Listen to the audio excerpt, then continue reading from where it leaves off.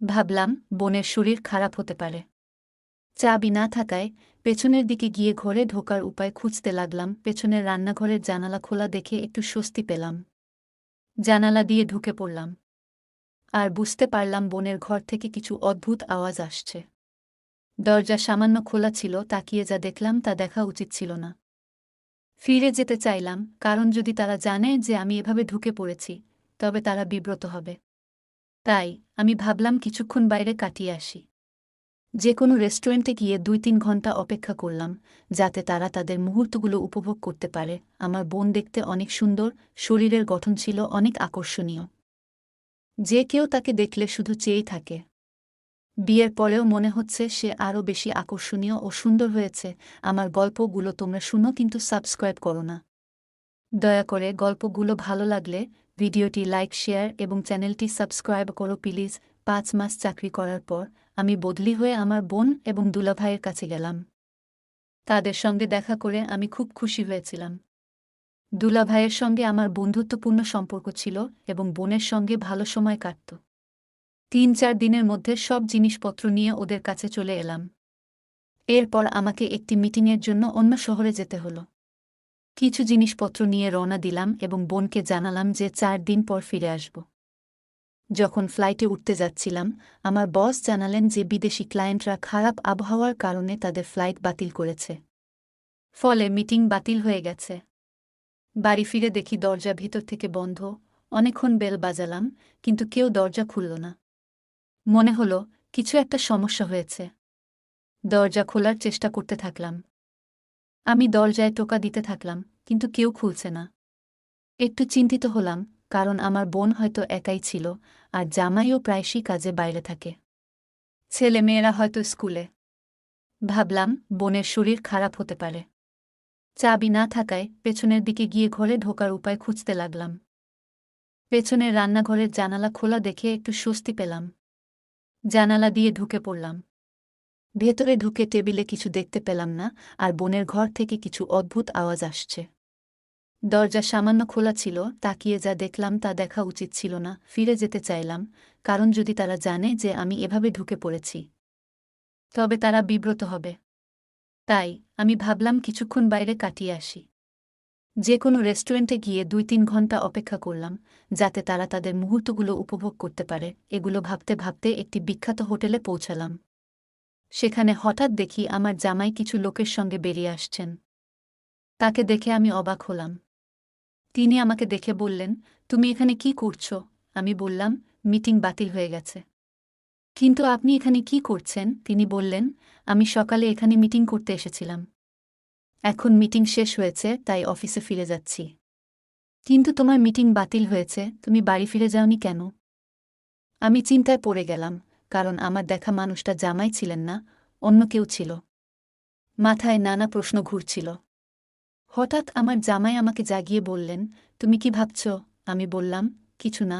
দুলাভাই বললেন, তুমি বাড়ি ফিরে যাও। আমি কিছু বুঝতে পারছিলাম না কি বলবো। ভাবলাম, আমি এখানে কিভাবে এসেছি তা বলবো না।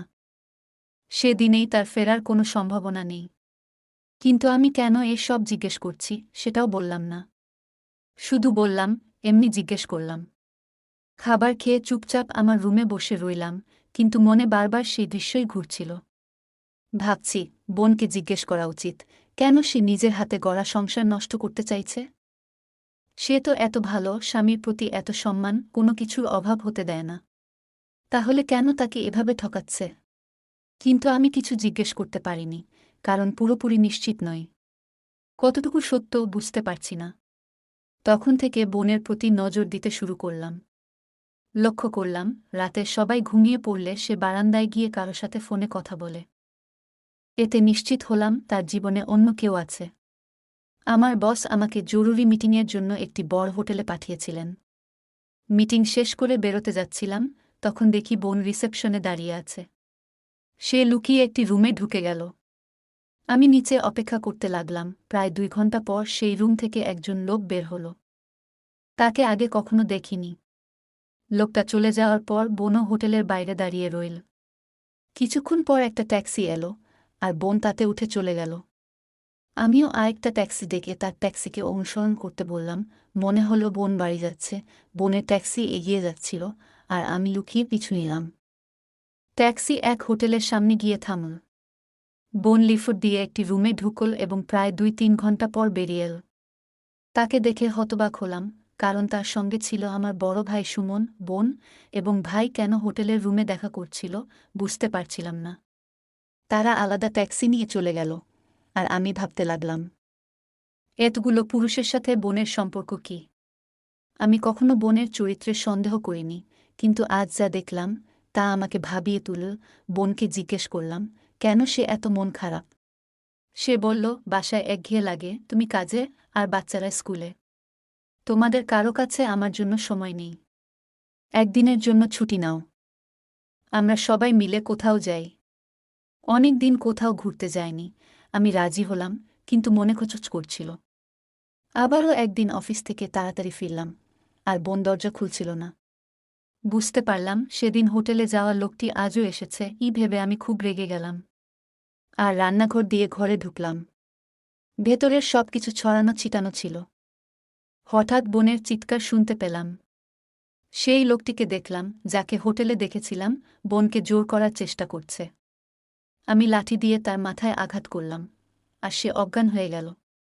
বোন আমাকে জড়িয়ে ধরে কাঁদতে লাগল। তামিম, তুমি ঠিক সময়ে এসে আমাকে বাঁচালে। বোনকে জিজ্ঞেস করলাম, এটা কে আর এখানে কি করছে? বোন জানাল, লোকটি চোর বলে ভান করেছিল। আমি বললাম, তোমার অন্ধকার কাজগুলো আমার অজানা নয়। আমি হোটেলে দেখেছি তোমাকে এই লোকটির সাথে। বোন হতবাক হয়ে গেল, কাঁদতে কাঁদতে বলল, তামিম, তোমার দুলাভাইকে বলবে না। আমার পরিবারকে রক্ষা করো। আমি বললাম, তুমি এতগুলো পুরুষের সাথে মজা করছো, লজ্জা হওয়া উচিত। বোন বলল, তুমি ঠিক বলছ, আমার বেঁচে থাকার অধিকার নেই। সে আলমারি থেকে বন্দুক বের করে নিজেকে মারতে যাচ্ছিল, কিন্তু আমি তার হাত ধরে বন্দুকটা নিয়ে নিলাম। ভয় পেয়ে গেলাম। তুমি এমন কাজ কেন করছো? বোন জানাল, লোকটি তাকে ব্ল্যাকমেইল করছে। আমি বললাম, সব সত্যি বলো, আমি সাহায্য করব। আমরা লোকটিকে চেয়ারে বেঁধে মুখ ঢেকে দিলাম। বোন জানাল, বিয়ের আগে শ্বশুর শাশুড়ি তাকে অনেক আদর করতেন, কিন্তু সন্তান হওয়ার পর থেকে শাশুড়ি আর কোনো মনোযোগ দিতেন না। বোন অনেকবার সময় চেয়েছিল, কিন্তু শাশুড়ি প্রতিবার বলতেন, এই টাকা শুধু পরিবারের জন্য দিচ্ছেন। দিদি শ্বশুরবাড়িতে টাকার অভাব না থাকলেও তাকে বোঝানোর চেষ্টা করছিলেন যে টাকায় সব সুখ কেনা যায় না। শ্বশুরবাড়ির মানুষরা বুঝতে চাইছিলেন না। এই সময় মায়ের স্বাস্থ্য খারাপ হওয়ায় দিদি তাকে দেখতে গিয়েছিলেন। তখন আমিও ইঞ্জিনিয়ারিং কলেজে ছিলাম। মায়ের মৃত্যু এবং বাবার অসুস্থতার কারণে ভাই ও জামাই মায়ের বাড়িতে চলে গিয়েছিল।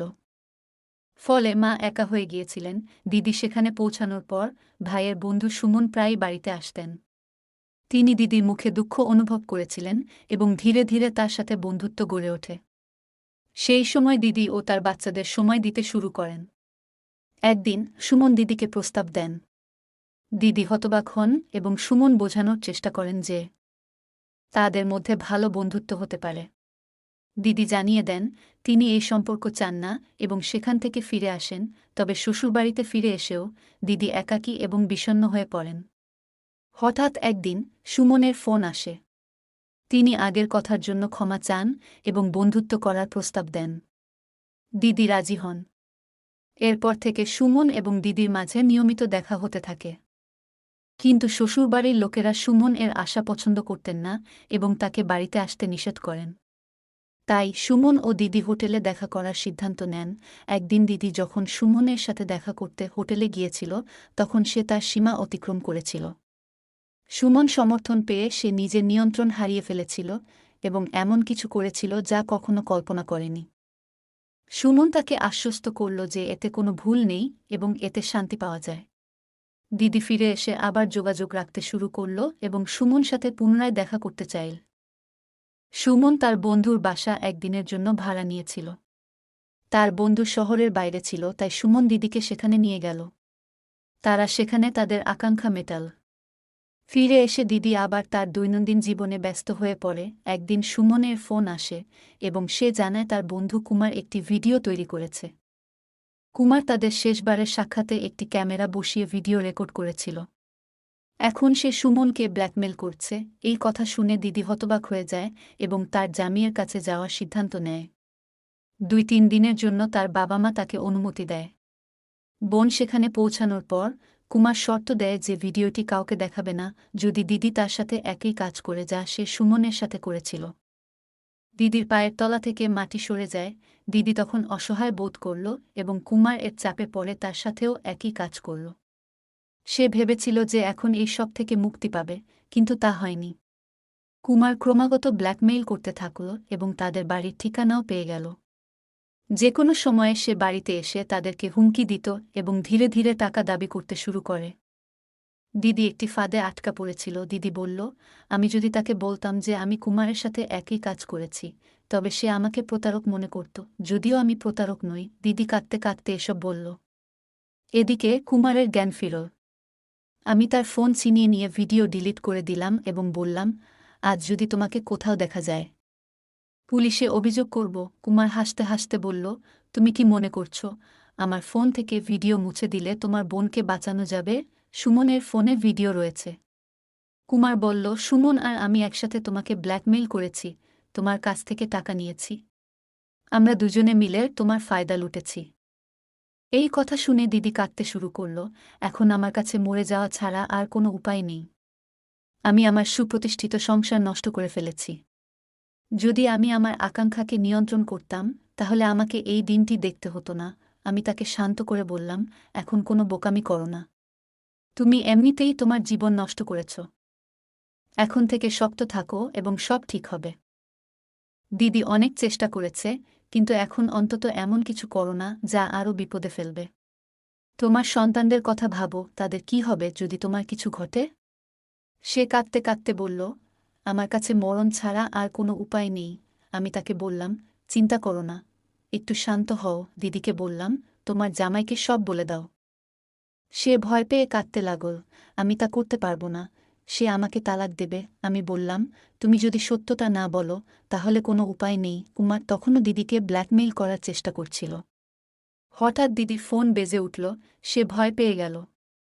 আমি তাকে বললাম, চিন্তা করো না, কল ধরো। তিনি কলটি ধরলেন এবং জানলেন যে তারা 2 ঘন্টার মধ্যে বাড়ি পৌঁছাবেন। আমি বললাম, তুমি সবকিছু ঠিকঠাক রাখো, আমরা কুমারকে আমাদের ঘরে আটকে রাখব যতক্ষণ না তারা আসে। শ্বশুর শাশুড়ি বাসায় আসতেই আমরা স্বস্তির নিঃশ্বাস ফেললাম এবং কুমারকে ভালো করে বেঁধে রাখলাম। পরের দিন দিদি তাকে চা বানিয়ে দিল। আমি চায়ে ওষুধ মিশিয়ে দিলাম। সে চা পান করার সাথে সাথেই জ্ঞান হারাতে শুরু করল। আমি পুলিশকে ফোন করে জানালাম কিভাবে কুমার তাকে ব্ল্যাকমেইল করছিল এবং তার ভিডিও করেছে। পুলিশ এসে ভিডিও ডিলিট করল এবং কুমারকে গ্রেপ্তার করল। আমি দিদিকে বললাম, এখন থেকে শক্ত থাকো, সব ঠিক হয়ে যাবে। এরপর এসব ঘটনা সবার কাছ থেকে লুকিয়ে রেখেছি, কারণ এসব জানলে আমার বোনের জীবনটা আরও নষ্ট হয়ে যেত। তাই পরে আদালতের সব কিছু কাজ আমি করেছি। আমার বোনকে আর এসবে নিয়ে আসিনি, তাদেরকে আমি কঠিন শাস্তি দিয়েছি। বোন আমাকে অনেক ধন্যবাদ দিল, কারণ আমার জন্যই বাড়িটি ধ্বংস থেকে রক্ষা পেল। সে প্রতিশ্রুতি দিয়েছিল যে এবার থেকে সে শুধু তার সন্তানদের দিকে মনোনিবেশ করবে। গল্পটা কেমন লাগল জানাতে ভুলবে না। আরও মজার মজার রোমান্টিক গল্প শুনতে চাইলে ভিডিওটি লাইক, শেয়ার এবং চ্যানেলটি সাবস্ক্রাইব করতে এবং বেল আইকনটি টিপতে ভুলবে না। ধন্যবাদ।